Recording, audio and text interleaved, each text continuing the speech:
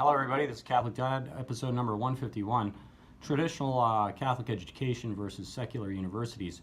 What's better, what's worse? Well, here's the answer. I don't really know. And I'm not here to criticize anybody, I'm just here to make people think about it. First off, let's talk about cost analysis. Traditional Catholic schools are far too expensive, which kind of burns my biscuits a little bit. I have 9 kids, and I'm not going to sit here and bankrupt my family to send my kids off to a traditional Catholic school. I don't think it's necessarily worth that price. I mean, literally, let's say each kid costs, I don't know, 120 to 150 grand for a 4-year education. Multiply that by 9, suddenly you get into some real money, you know. And so I'm not going to do that just based upon price alone. The other disadvantage of traditional Catholic colleges is this: you have to travel really far away, unless of course you live right next to one. And if you have to travel really far away, you're going far away from your family. Now, there's a book out there called The Benedict Option, where Rod Dreher states essentially the Benedict Option is this: that you kind of hole up and you form your own little Catholic community, and you don't travel too far. Like he actually states in the book that the Benedictine monks, they didn't really believe in travel unless, of course, it was to evangelize the world. That Catholic culture is made locally, and Catholic culture is made multi-generationally. So you send your kid off to one of these small Catholic colleges, and what do? They marry a girl from northern Maine, and then suddenly you never get to see them ever again. And so that makes really hard multi-generational living if the kids are always going across the country to pursue a Catholic education, because you know you're going to lose half the kids to the other person's hometown, and it's hard to get multi-generational living that way. So that's another disadvantage. What else? What's another? Well, the advantage of Catholic education is, I mean, it's just, you could go on with it forever. I mean, they have all the resources. Everybody kind of agrees with the same thing. You're not going to be polluted, you know, with the secular world as easily at the traditional Catholic schools. It's possible for sure, but you know, it's a kind of a safer environment, I would probably say, spiritually speaking, you know, particularly if you're inclined to go the wrong way. If you're not inclined to go the wrong way, however, I believe the secular campuses are just as good in terms of formation of Catholic faith. Because if you believe in your faith and you want to form it strongly, there are good people absolutely everywhere. And they are on your secular university system campuses. And there's great Newman centers, there's great focus groups that people can go to. And here's the thing that I want to point out. If you go to a big auditorium of kids in a Catholic school and say, who's a good Catholic here, everybody puts their hands up. But they're not all good Catholics. You know they're not, because there's good and bad people everywhere. And so you don't really have a good metric about who's good and who's not. You're really going to have to do the virtue-seeking process before you end up marrying one of those people. But then you go to the secular campuses, and in the Newman centers, or you know, the Catholic centers or whatever else, and you put your hand up and you say, who's a good Catholic here? They all are, right? And they all are because they're pursuing their faith. They don't have to be there. It's not part of the culture of the university system.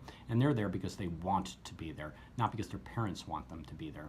And so I think that's actually an advantage of a secular university, that like everybody in the Catholic centers on secular campuses probably love their faith and are probably trying to grow stronger in their faith and their belief in God. But I don't know if you could say the same thing about traditional Catholic colleges, because a lot of them, the parents say, you're going there and you're going to ask no questions. Like, this is the way it goes. You're not allowed to go anyplace else.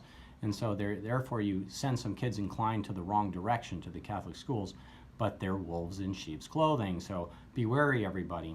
I do like the idea, however. You know, I live in a small rural town in a very rural part of the nation. And if we send all our little Catholic kids far away and none of them ever come home, how are we ever going to build Catholic culture in our community? I like the idea of local, because, and I think Rod Dreher hits it right on the head in his book Benedict Option, because multi-generational living, Catholics marrying Catholics, building Catholic families and Catholic communities, that's how you start building culture. Because when you have multi-generational Catholic living, that's when the culture starts pushing people in good ways. Being transient about your faith, kind of moving all over the place, you know, moving here, there, the other place, like a bunch of Catholic gypsies, that's not in our faith. It's not in the monastic life. It's not in the Benedictine life. we are supposed to build our culture. We're supposed to make it strong and stick to it. So that's an advantage of a secular university. Also, the secular universities are cheaper. I'm not going to bankrupt my family for sending them to traditional Catholic schools, unless, of course, they start bringing their price point down. Then maybe we could start talking about some stuff. But until that happens, they're not gonna bait me in with their exorbitant price tags. I'm not going to do it. What else? Well, I guess that's just it. And so I guess this is a video for the parents out there that want their kids to go to traditional Catholic schools, but they can't afford it.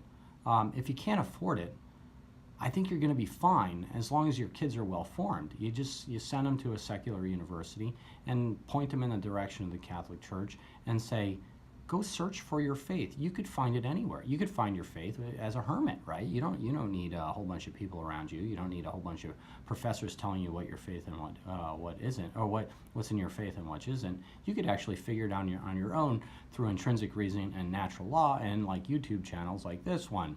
And so, yeah, so parents, don't despair if your kids don't go to traditional Catholic schools if that's what you want for them, if you can't afford it, because you have no obligation to send your kids off to a pricey school, because that's not right. And honestly, if you think about this, and I'm kind of a guy that believes in financing or in investing and like the deferred gratification. If you take the same money and you put in an investment vehicle for your kids, right, and instead you don't give it to them, and then they do the secular college thing, and they maintain their soul that way, you will be so much wealthier in the future. Now, is the point of being Catholic to be wealthy? No.